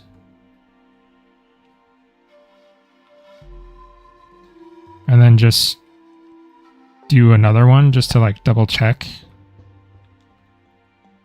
Because you're not, I mean, we've only been working on it for maybe 10, 15 minutes. So you could go in and start figuring out an alternate little trial run, right? Because this right here is like the more of the pivotal moment, like where you have the chance to optimize the flow of the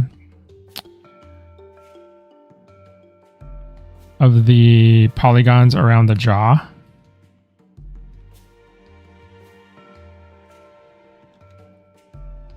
Then what I was thinking is doing this sort of thing. So you extrude this first.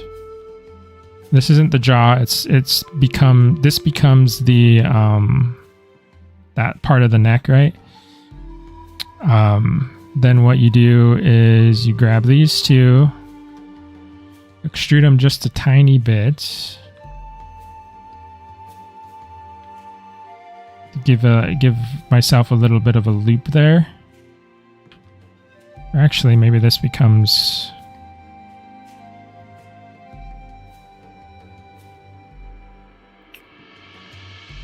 Is that right?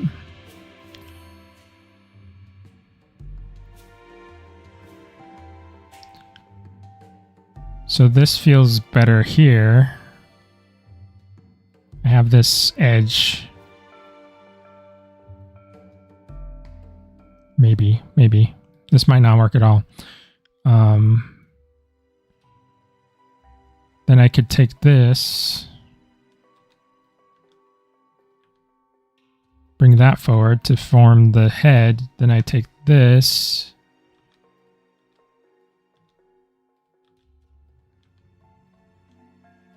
and then this becomes my lower jaw.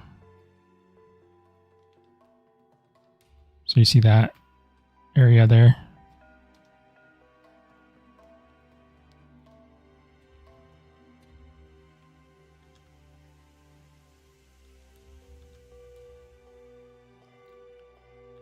So it's stuff like that, where you can, I wouldn't say it's like a mistake, because like you could still fully utilize the mesh that I did before. Like we could still go back to that and use it totally fine. It's not like it wouldn't work. I forgot to put in my mirror. My clipping, and now this got all screwy.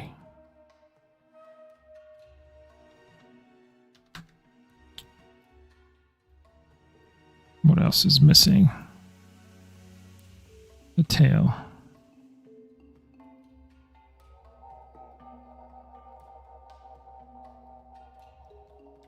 But stuff like that, that's kind of my ooh, something's not right there. Something got misaligned in my ortho. I think I made the top view tail too short, or I made the side view tail too long. Something screwed up there. I gotta go check that out.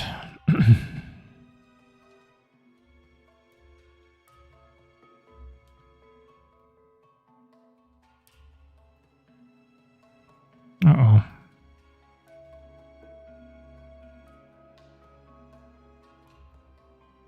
Okay.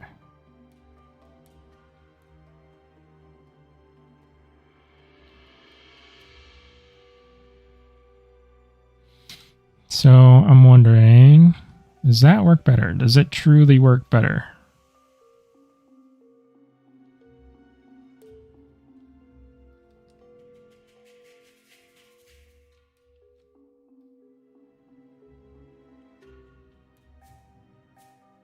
Tentatively, I say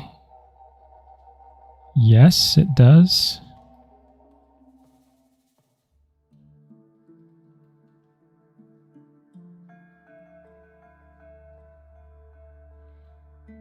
Because I can cut the head off here. This still divides up for the neck, loops.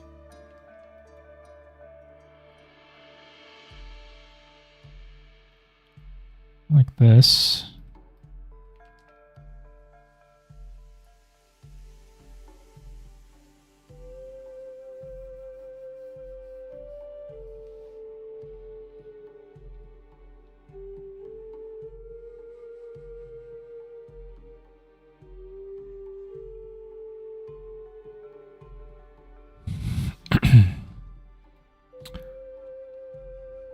I think that works.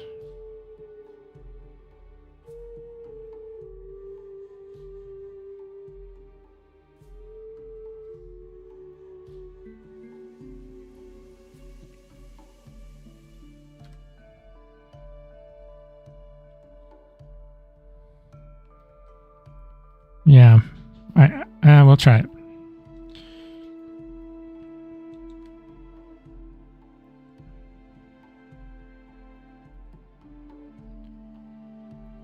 And then this,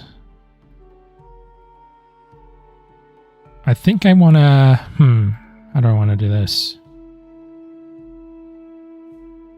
Because last time I just extruded these straight up. I'm wondering if I want to inset them a little bit first and then extrude. That might be the safer bet.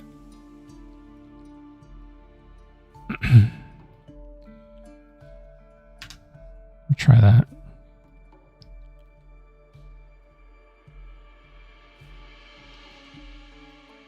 Move that in. I mean, it essentially did the same thing. It's just an extrusion anyway, so whatever. I just went and added an extra step to my process that I didn't have to.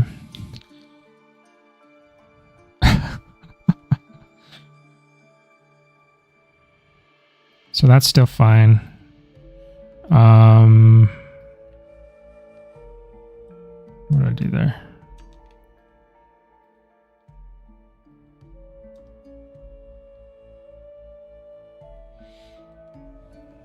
Yeah, that works.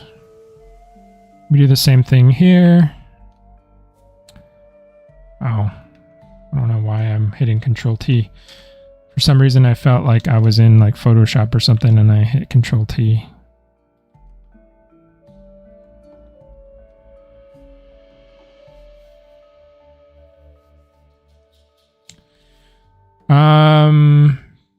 Extinction. What if you just add a sphere to do those parts? I don't know if it's easier, but it give you the rounded shape. You could, like, you're talking about like adding a sphere and then like you could position it, right? And then you flatten it. You would get all of that curve there, right? But the problem is you would have to cut it in half probably. Like you would have to chop that off. And then what you're left with is, you see all of these edges? Those gotta close and connect. You have to connect all of those to the rest of the mesh. And it's just, you could do that, but it's kind of like a lot of work when this, like, yeah, true, like this is blocky, but the thing about it is it's not going to stay that way. Like, all you got to do is add a couple cuts and you'll see that we slowly start to add the curvature back in. Because if you take a look at 3D models, in any game, even the like more modern, like high res ones. If you take a look at, like, zoom in your camera really at the edge of like a curved surface, you'll see that they're still faceted. They're not really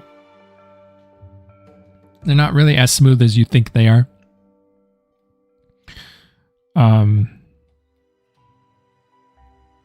mean, eventually you might get some 3D models like here in the next generation or two that are super, super smooth, because the expectation and the capabilities just keep going up and up. But as of right now, they're still fairly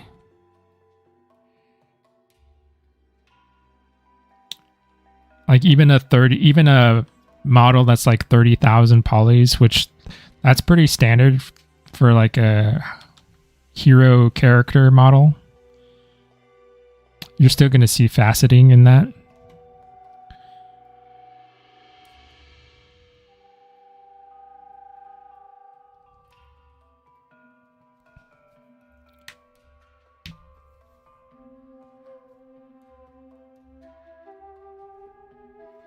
Yeah, I mean, that way could work.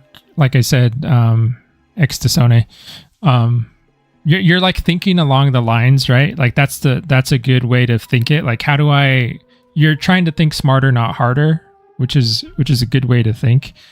But I think if you were 3D modeling and you tried that, I think you would eventually see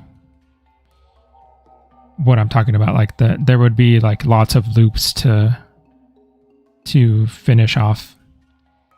If you don't mind doing that, then totally, it's a valid way to do it. But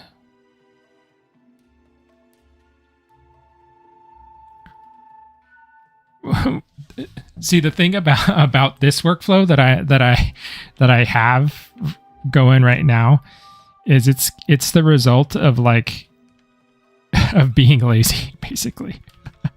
Like I dislike topology so much, right?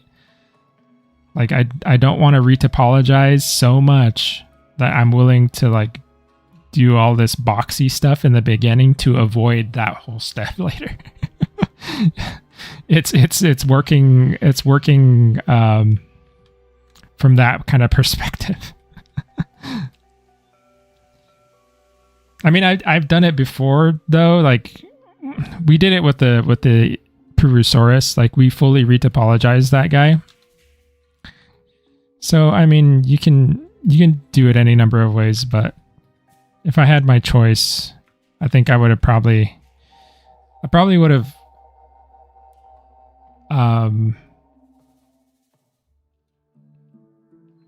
maybe I would have done it this way for the Peru too. Like just fully sketch it out. I don't know.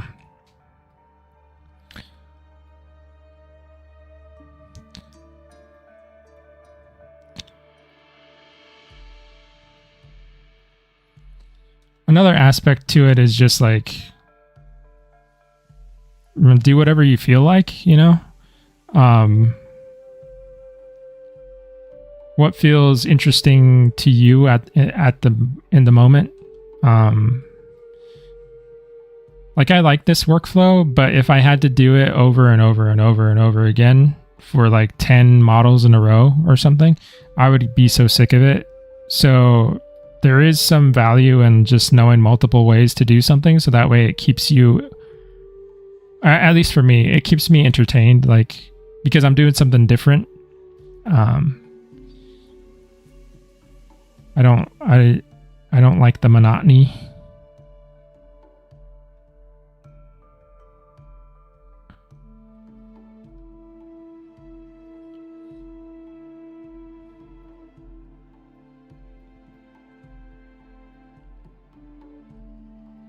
I'm gonna have to delete some of those. I think there's surfaces inside there that I need to get rid of. So I'm gonna have to go in and delete those.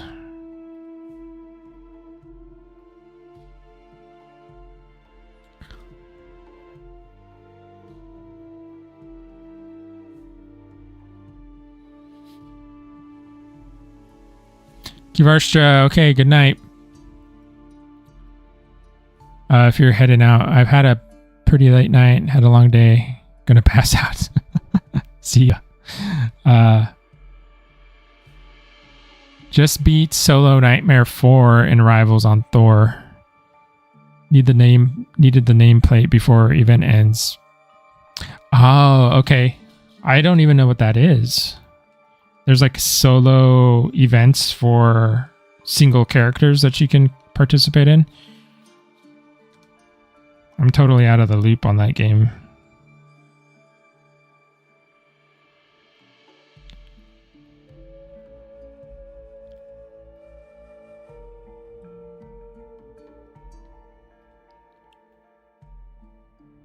Need to get back in there. Maybe that's what I'll do over Christmas break. If I have some time. My friends will be off work, I think, and maybe we can get in there and do some rounds, some matches.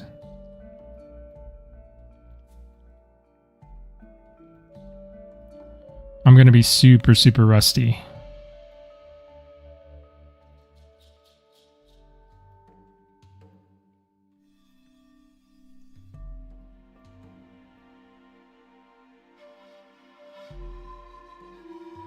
Okay, so that's a start. I mean, we got the basic shape of him.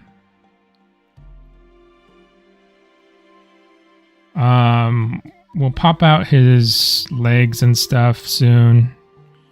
Like his arms are gonna pop out here somewhere out of this quad. This area here is going to get his arms, and then here, this area here, these quads are going to turn into his leg. I probably should subdivide that one. So these will be extruded into the leg. These will be extruded into the arm. And the arm is pretty simple. Up until you get to the fingers, it's just a cylinder. So it's not too big a deal.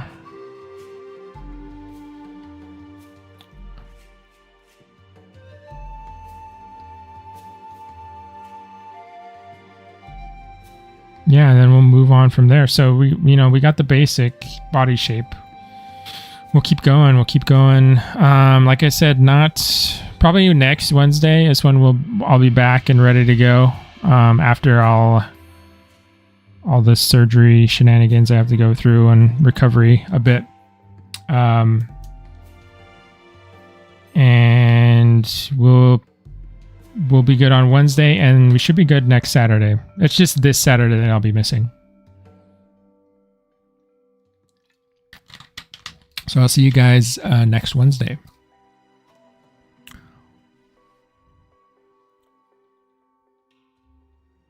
Oh no, Disone.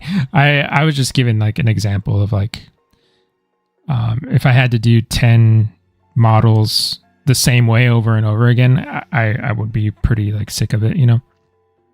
That's why I like to have multiple workflows so I can just switch it up whenever I feel like I need to.